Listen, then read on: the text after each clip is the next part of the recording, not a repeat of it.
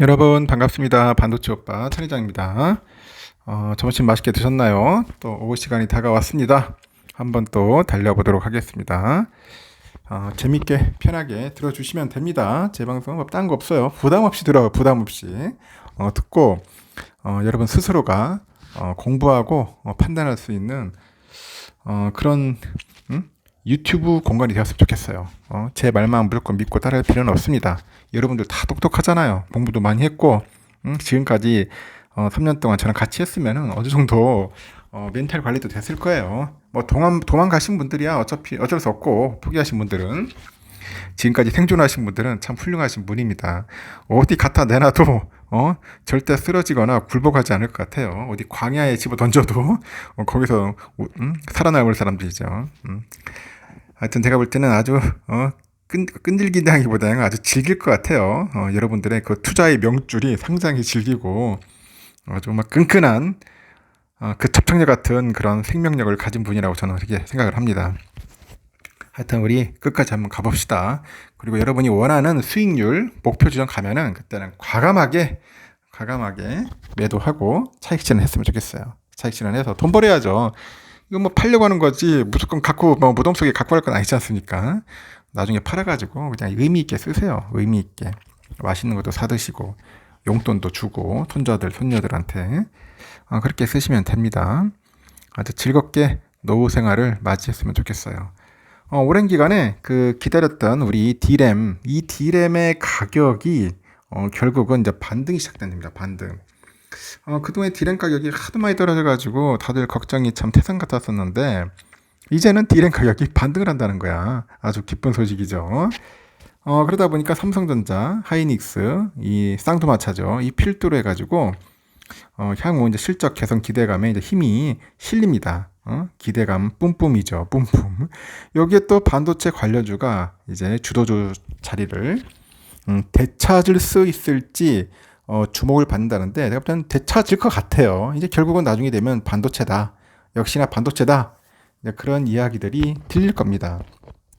저는 그리 믿어요.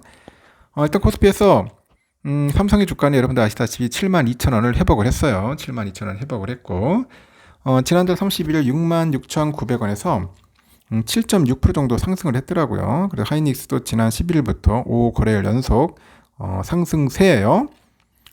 그래서 현 주가는 122,400원으로 지난 7월 27일 기록한 52주 이제 신고가에 근접을 했다. 그런 이야기도 있습니다.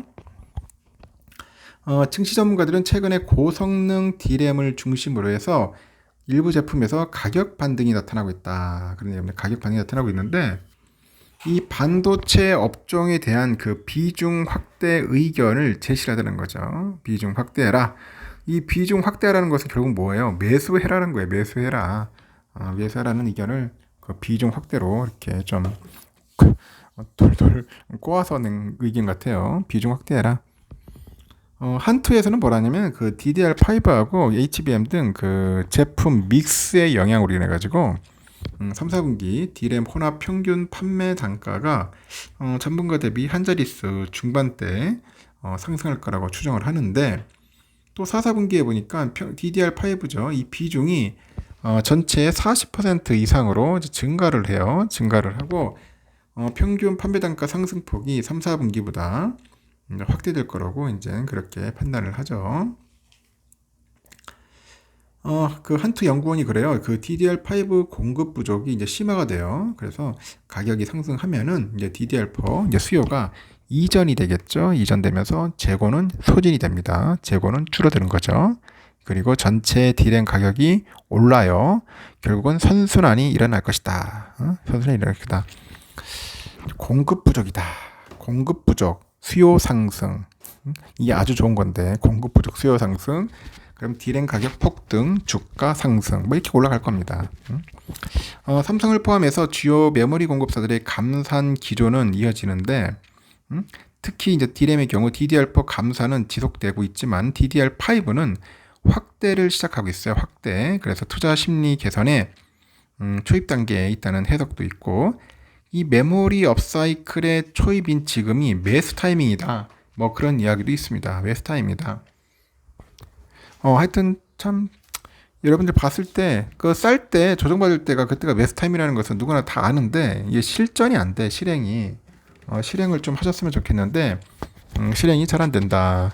이제 그런 부분에서 보면은 참 안타까워요. 보면은 그냥 두 눈 멀뚱멀뚱 보고 있더라고요. 중요한 타이밍에는 놓치고 있고 그 매수하지 말아야 할 타임에 막 덤벼들고 좀 거꾸로 하고 있었던 때는 보면은 그래서 좀 약간 기다리는 것도 필요해요. 기다리고 인내하고 그런 것도 필요합니다. 막 마음이 막 들떠가지고 빨리 지금 해야 돼, 막 사야 돼 하는 분도 있을 테고 어떤 분은 막 팔아야 한다 뭐 그런 생각하고 있는 사람도 있고 뭐 인간마다 다양하지만은 그런 와중에도 우리가 이제 오랫동안 했으니까 멘탈 관리 했으니까 좀 꾸준하게 좀 차분하게 이제 잘 바라보자는 거죠.